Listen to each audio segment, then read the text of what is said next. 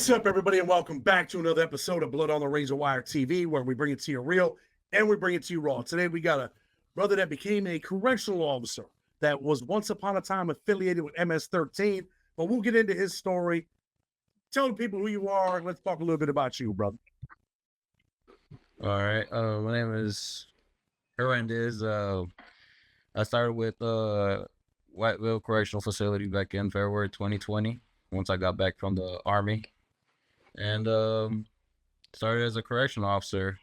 1 year in, I went to the Mason Federal Facility where they were detention. And then in 2021 of September, we got closed down, so they sent me back to Whiteville. And from there, I stayed in Whiteville from that time until recently, in October. Let's talk a little bit about your life, though. Where are you from? I'm from Anaheim, California. From Cali. What was your life like growing up? I made the best of it. It was poor. I grew up on 25-cent bags of chips and ramen noodle soups, and also with water and sugar, as that was my basically fruit drink, because my mom used to work, and my dad was never around because he was over there chasing the dragon, I guess. Your father was drug addicted when you were younger? Yes. How many brothers and sisters do you have? I got about 3 older brothers and 1 younger brother.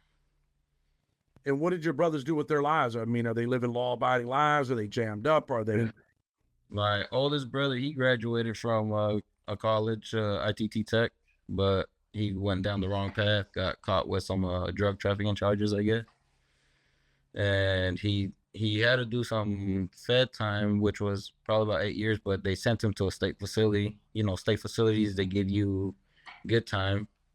And he got out a little bit earlier than he was supposed to, so the feds came and picked him up to finish out his sentence. My second oldest, he's doing a good job. Third oldest, I don't really talk with him. Then there's me, and then there's my younger brother. He's a Marine.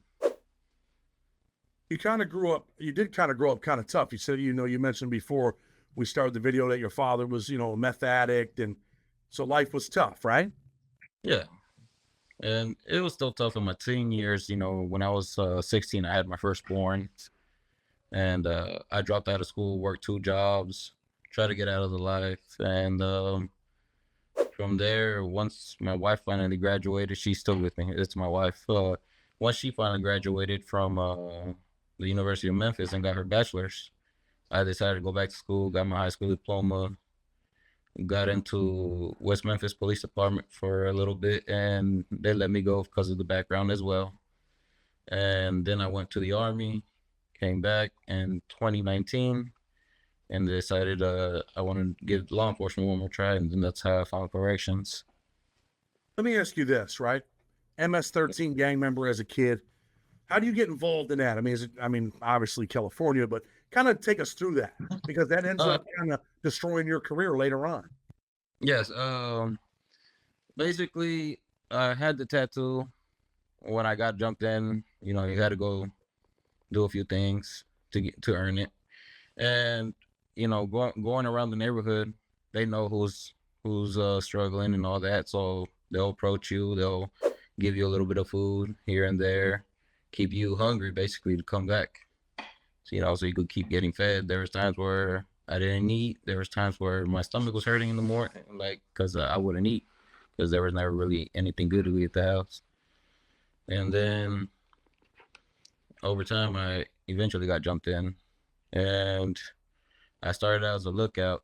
And when my dad left, he left probably about in the summer of 2003, and then came back in October 2003 sober, picked us up and took us away because we were all falling down the wrong path.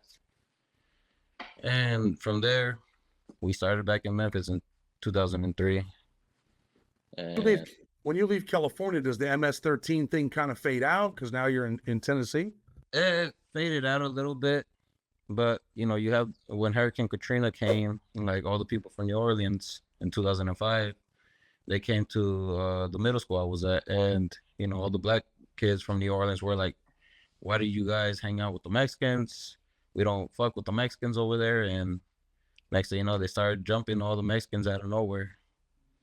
And eventually, I ended up bringing a gun to school. I gave it to a girlfriend of mine. She kept it in her locker. And it was a good thing I gave it to her that day because police came and searched me and a couple of friends. And then my friend met up with that girlfriend. He grabbed the gun from her and he was already about to get jumped, but the idiot ended up pulling it out. And then when my mom found out about that the police were looking for us because of that, um, my mom sent me to California for about a month. And then I came back again. So, because they didn't want me to, because they wouldn't let me out when I went back to California. When I went back to California, I went with relatives like my grandma, my auntie, and they were like, we ain't going to be able to deal with him over here with his background. So they sent me back to Memphis. And that's where I met my now wife. But it took about a year to get with her. Let's talk a little bit about your life, right? You end up becoming a prison cop. You're working in the West Memphis Police Department. You go to the Army. You got this crazy ass story, bro. From Yeah. being an MS-13 gang member to all of this other stuff. You no longer consider yourself MS? No, I don't. I stopped considering myself that once I had my son. Once I had my son, something inside me changed and said, I don't want no more. And in Memphis, the gangs were so weird because when I first got to Memphis in 2003, it was just regular Serranos and some other Memphis-based Hispanic gangs I never heard of. And then once they got organized back in 2010, I want to say, they started coming up with their cliques from California. What's it like when you join the West Memphis Police Department, bro? You walk in, or do you tell them, like, hey, I used to be MS? They see your tattoo as a cop. Do they take pictures of your body? How do they find out? If you don't say anything, do they find out? Well, it was on my background from some previous charges, like at Germantown. When I was working two jobs, I didn't have a license. I couldn't get a license because I was underage. I was working two jobs under a fake ID. And they had pulled me over for a busted headlight. And when they sent me for booking and processing, they saw the tattoo and they labeled me as affiliated from there. And after that, it's been on my rap sheet from there. With that on your rap sheet, how the hell do you get in the police department from jump? They send a federal background check on you once you submit your fingerprints. Fingerprints come back in about a month. And they pulled me into the office once one of my wife's cousins stole my police badge because I didn't get along with her baby's father. She stole my police badge, and when I had a report with all my equipment, they saw that my badge was missing, and they said that I was still hanging around the wrong crowd, and they let me go. Was it embarrassing to be taken into the office and fired? Yeah, it was. It was what it was. I took it, and I gave up on law enforcement for a little minute, and then went to animal hospitals for a little bit. And then I said, fuck this shit. I want some action. So I went for the Army. How long were you in the Army for? When I came back from the Army, I did basic training for about 3 months. And I'm still in. I'm in the reserves. I did basic training for 3 months and I came back. And that's when I started in corrections, probably about a month later. You get a job in the prison system over here. Well, not over here, but in Tennessee. And what's it like when you get a job there? Well, when I got a job there, a few homies from back in the day that grew up with me in the Memphis City schools, they contacted me. They were like, hey, what prison are you working at? I was like, what do you mean? They're like, we heard that we have a Mexican guard coming to the prisons. I'm like, I'm going to Whiteville. He was like, oh, your cousin's down there. My cousin, he got arrested for popping 5 guys because they beat on his mom. His mom was an alcoholic, and 5 guys beat her up, and he went back, found them, and shot them. And he's a playboy Sereno, so I had a little protection with the Mexicans in there.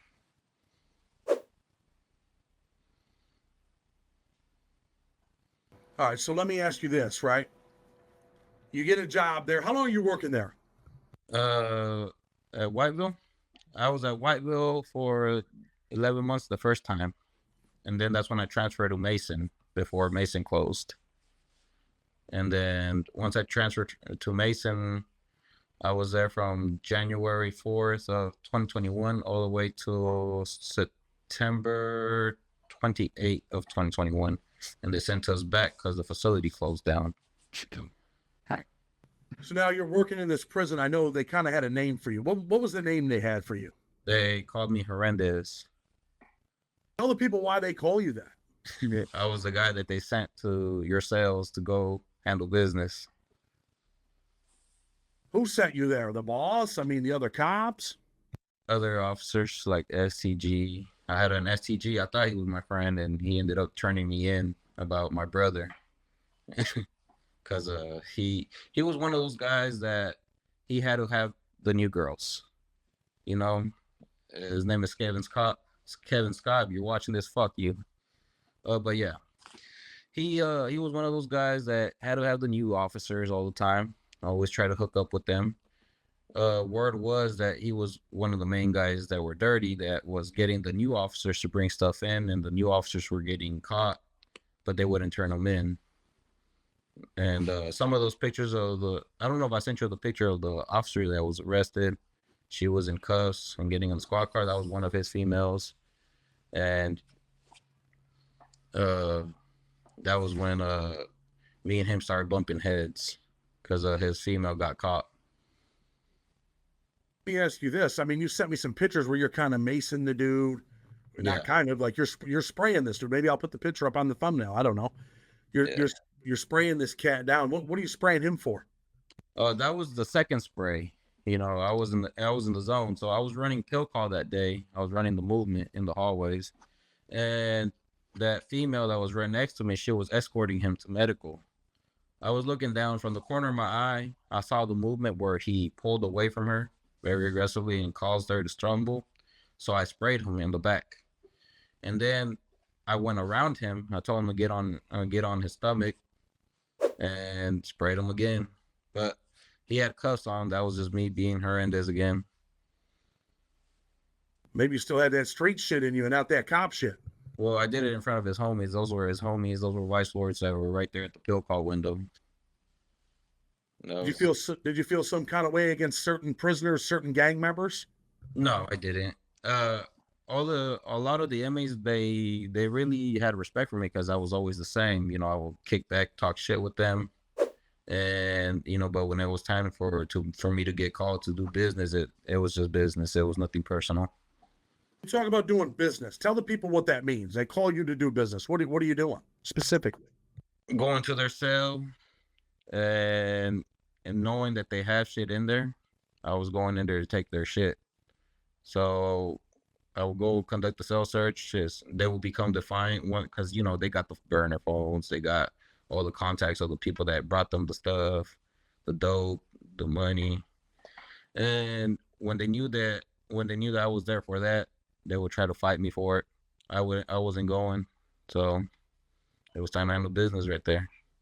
So you're in there physically fighting these dudes at a private prison, right? Yes. You ever have a fight with any of them dudes that were tough? Got it in? I had a few tough ones. They were real tough, but it was what it was. At the end of the day, you know, like Whiteville, they had good response teams sometimes, not all the times, but Who in to handle business? I mean, are other cops coming with you, or is it just you? it'll be me and a few other guys. We will come at count time. A few other guys will be in the cell. They wouldn't jump in. It would just be the one-on-ones.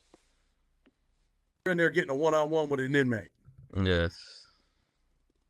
How did that make you feel, man? It make you feel good, like you had to get some violence out? Sometimes the aggression actually got out, and it helped with it. Because the inmates, once we got done taking all the stuff and everything was said and done, they would talk to me in medical and be like, you know, we really didn't have to do all this. Like, it is what it is, bro. You know, I got a job to do. But does your job entail punching these dudes in the face? If they get aggressive. And a lot of people use that line, right? If they get aggressive. And you know what? He was resisting, so I had to elbow him in the head, right? I'm not gonna admit to that, but something like that.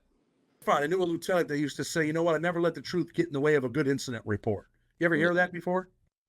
I heard they come at you as an aggressive manner.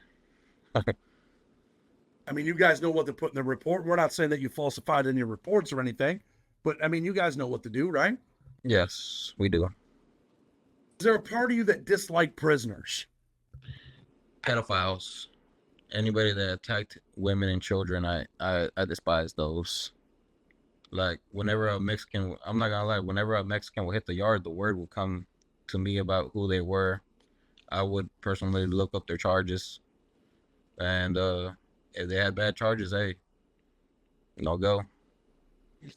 Say no go. What does that mean? Does that mean you go in there and rough them up and you let the other No, inmates do whatever they want to them? Tell the I, people what I'll that tell means. them. I'll give them a chance. Hey, you got these charges, bro. You might want to check in. They don't want to listen. Okay, fine, cool. Uh, it's time. It's time for the wild hound is wild. And what do you mean by that? What happens? Uh, the heads will basically the enforcer. He will come talk to him, be like, hey, he will already know. He just wants to see if you're gonna lie to him, and he'll be like, what are your charges? Some of them will claim that they don't speak Spanish. Some of them will claim that they don't speak English when they come to him, and so he'll be like, all right, he'll give him probably about 2 more days, and then he'll come back and handle business on him, beat him up, tell him, hey, you got to check in. Can't be here. You know, the private prisons are pretty dangerous, right? Like, I mean, the staff are wild, the prisoners are wild. I've been in CCA in Youngstown, Ohio. One of the most dangerous places I've ever been because there was very little professionalism. Everything was off the chain. They'd send Oh, cops that, in to handle that business. You know what I mean? well, not only that, they're hiring people from straight this like from McDonald's, Family Dollars. Sometimes people from the street. Some majority of the time, what it is they'll hire these females. These females are either kin or they're girlfriends of the inmates of a certain gang, and they'll come in, they'll bring dope in, and then when they're caught, they're arrested for it. Ever have any of the homies hit you up like, homie, you're our people, man. What's up? No, no, they respected it that I wasn't on that. The only ones that did ask me that was at Trasdale. Trasdale, when I was there, I had the Mexicans tell me, "Hey man, since you guys are here on sort, if you see some cell phones, can you bring them to us?" So like, sure, brother, I got you. But never brought shit. You know, you sent me a bunch of pictures of contraband. I mean, that was some pretty serious shit. What was the black thing in the last picture? The black thing on the water bottles or the other one? Of water? I didn't know what it was, bro. Did it look like a condom, like a long condom? Yeah. Oh, okay, that was tobacco. A tobacco with cell phone in it. So the girl, I don't think I sent you the picture of the girl. Yeah, she was bringing in 2 packs. One was weed. The other one, that one was a smaller pack, and then the longer one was a tobacco with a cell phone in it. Were you the guy busting the chicks coming in and shit? Were you? I was part of them. I was part of the group. What happens when you catch a CO bringing something in and you get her in the back? Is she crying? Is she talking about her kids? I mean, what's happening?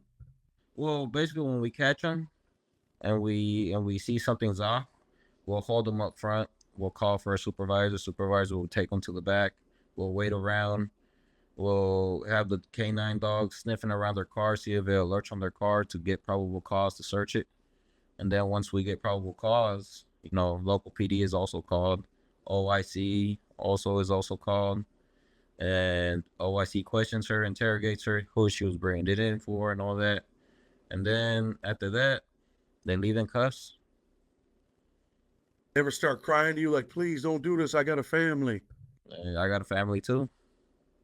So Oh, I mean, I understand that, but do they ever start saying that stuff to you? they said it, but it's everybody has a choice and a consequence for every choice. It's like the way I think about it is like if you spend $10, your consequences is that you're gonna be $10 short.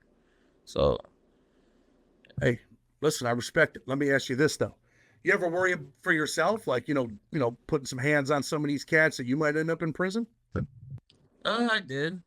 I did worry about it sometimes, but you know, so if you could like that photo I sent you, I was thinking I was gonna get some time for that, but I actually got promoted for it.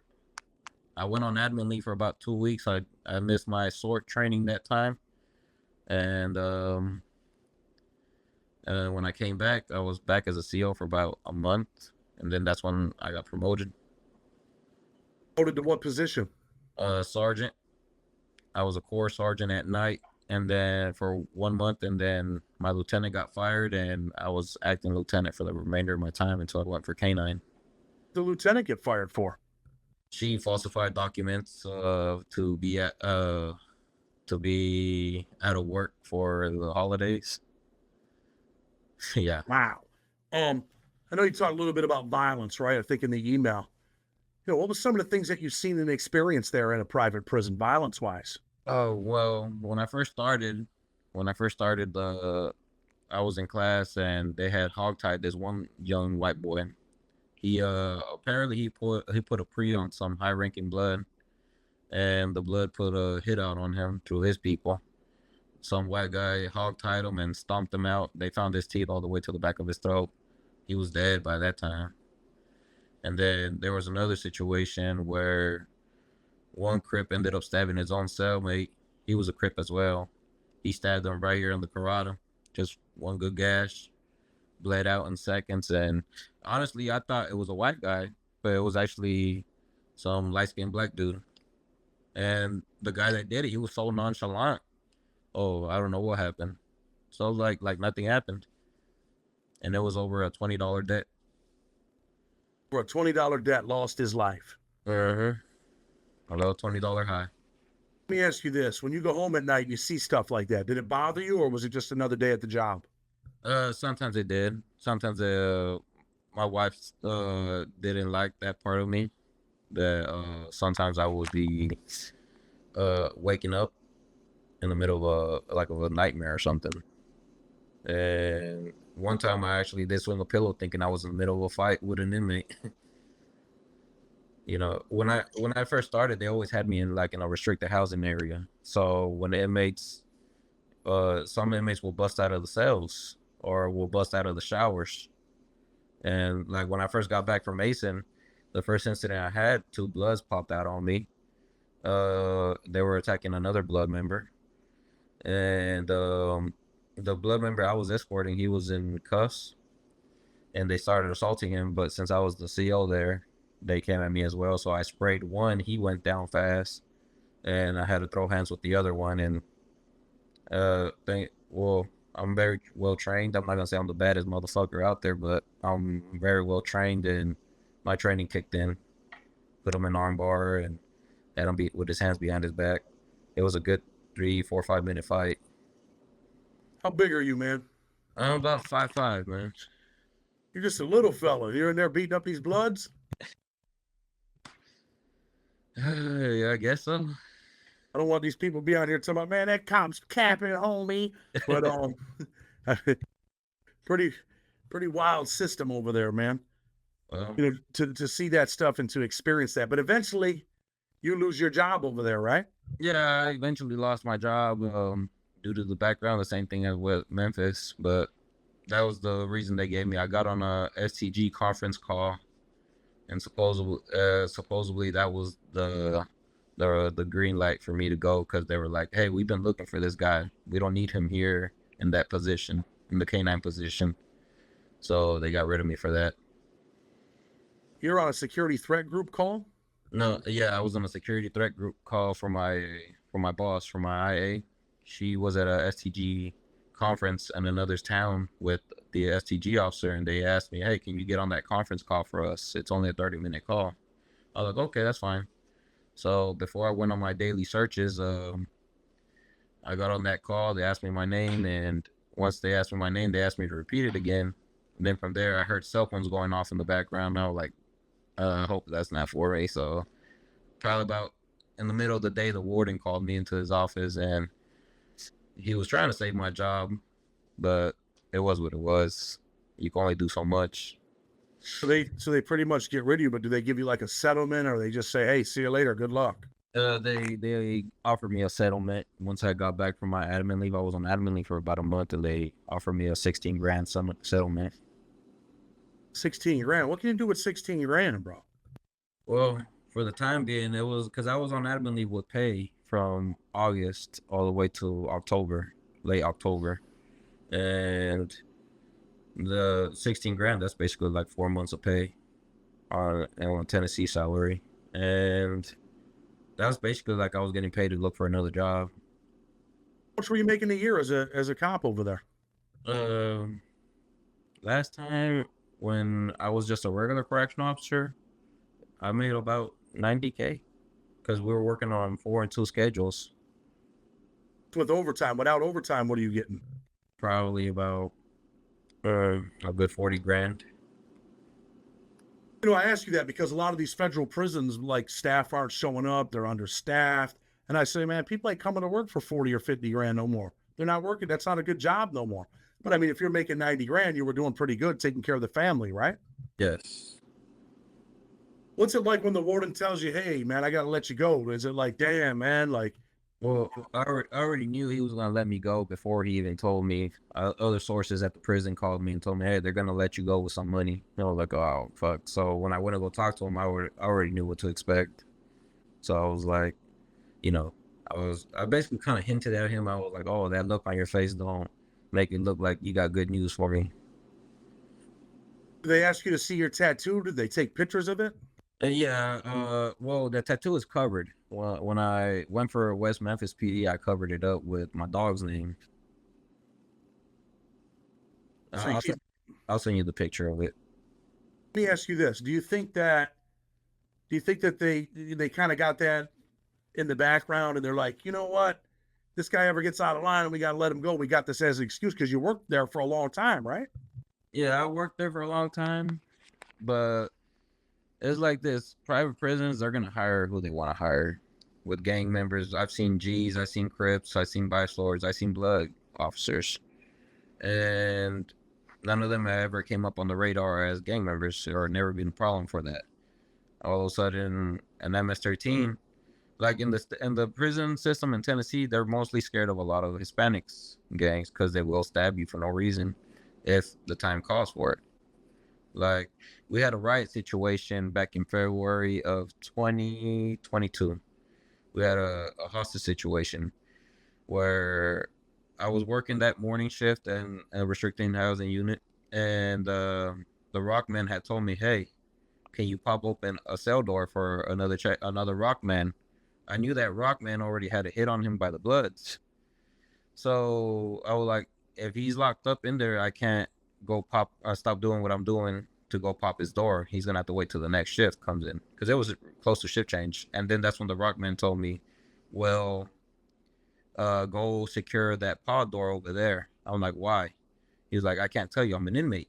I'm like, "Bro, it's just me, you, and Salaport. What's going on?" He wouldn't tell me. So, as I like after the incident, well, I'll get to that part right now. So after he told me he was an inmate, I was like, all right, since you want to be an inmate, you're fired from being my Rockman. Go lock yourself in the cell before I make you get locked down. And he locks himself in the cell. And I go in that pod door to go see what's going on. I called Central on the radio to see what door was unlocked. That was my first hunch. And they told me the cell door, so I go in there. I pop the door, but I don't look inside the cell, and I secured it. After that, the inmates, like I said, I was the same person every day. A lot of inmates, they used to mess with me. So I would yell at the inmates. I was like, all right, y'all, I'm about to roll out. They were finished signing these door sheets and I'm out. And and so they were like, all right, peace. I left. I secured that pod door, and then I told the following officer, I was like, hey bro, the Rockman, I locked him down because he's telling me that something's going on. He wouldn't tell me what it was. So I informed him of what was going on. And I told him how there was one pod door that was unsecured and that I secured it, but I didn't look in the cell. That was my mistake. So probably I hit the road. Probably about 20 minutes after hitting the road, I get a call from the STG officer, and he tells me, "Where are you?" I was like, "I'm on the road." He was like, "Turn around." I'm like, "Why?" They just took the officer hostage, and there's about 19 inmates running around loose in the pod. So I come back. Where the warden and the SWAT team that's currently there are trying to negotiate to get the officer out of there. That this isn't worth it. What are they trying to accomplish? So basically, the inmates were mad because I was the only pod officer that worked a 3-pod seg, and they couldn't get to medical. Sometimes they couldn't get their rec because the only thing they were getting was fed on time and their showers. Because I'm only one officer for 3 pods that were seg, and after that, they eventually brought the officer to us and they let him go through the pod, and they dropped a CS gas through the vents. Everybody ran in the cells. We had a strip search. It was a long night. We had to strip search every inmate. We found iPhones, cell phones, and some money and some dope. And we transferred the 3 inmates that were the cause of it. So basically, when I went to go secure that pod door, that cell door, where I didn't look in, that one of the inmates was inside of another cell downstairs, and he was in cell 107. So it was 3 inmates in one cell. Those were the inmates that were running around. So when I looked at the camera, when I was feeding in one pod, they ran into another pod to go rob another ex-vice lord there. They robbed him. They were trying to get that rockman that locked himself in the cell. So he was previously stabbed by some Bloods a few months back. So that's why they were trying to get to him, because those were the inmates that stabbed him in the first place. Isn't it crazy how these dudes just run around and stab each other and tie each other up? What do the cops think about prisoners that are doing that? You guys think, these dudes are pieces of shit? What do you guys think about? The officers, they just be like, they don't see what, some of them, the good ones that I know, they will be like, I don't know what it is worth. What it is it worth? What's worth about it? But and the other officers that are not good officers, they're the ones that are allowing it, opening pod doors for them to go in, or opening cell doors for them to go in. You got cops that are opening doors for people to go in there and kill these other dudes and stab these dudes. To rob them, extort them, all that. How were the white dudes over there? How were they doing? Honestly, I've only met one solid white dude in the prison system. Hey, man, you better stop lying, bro. Go ahead, I'm listening. One solid white dude. His name was David Pooley, man. He a real good young cat, man. He was built. Like, he was about my height, but he was built. And what draw him to me was that he knew who my cousin was. So that was one thing. And then he was in love with that military stuff. When I searched his cell, he had nothing but military books on special forces and all that. And he did his workouts. He would not talk to you until he finished his workout. He always kept his routine all the time. He was drug free, never got high. Last time I saw him, he was in close custody because he hogtied a white boy that stole his stuff and sold it before he got out. So you lose your job, man. What's it like, man, for your family? I mean, that's a big hit to lose $90,000 a year, right? Yeah, it was. Luckily, my wife, she works at a good job. She works as a social worker for those kids that get caught at the border. She finds a family to sponsor the kids that are at the detention facilities. And yeah, they pay pretty good for her. It's a nonprofit organization that helps kids find a sponsor. The MS-13 background, even though you changed your life, you're in the military. I mean, do you think you'll ever be able to get a job in law enforcement that you can keep? Well, I'm right here with this K9 explosive detection. They're sending me out to Connecticut in a few days, so probably so. I'm gonna try it with this one. They know my story. I got 2 more sheriff's departments that contacted me and told me they will overlook that because I don't have no serious charges like that. All I had was positions and a few driving without licenses. That's it. I wasn't into it too deep. Well, listen, man, I definitely appreciate you coming on. Anything you want to say before we get ready to go? Stay in school. Stay in school. Well, listen, man, I hope things work out for you and your family and your children, man, and live your best life. And you know what? If you start, you know, getting into corrections, you probably shouldn't be punching inmates in the face. You know what I mean? But I'm not going back. huh? I'm not going back. But it is over. Tennessee told me, basically they told 47 they would not hire me for no more Tennessee Department of Corrections ever again. So it is what it is. It's fine. I found something else closer to home. Hope it is what it is. Listen, man, I'm gonna tell people, if you like what we're doing, you know what it is. It's real and it's raw. Who gets a MS-13 guy that becomes a cop on their show? Not many people. So I appreciate you coming out with respect. Blood on the Razor Wire TV. Until tomorrow, we're out.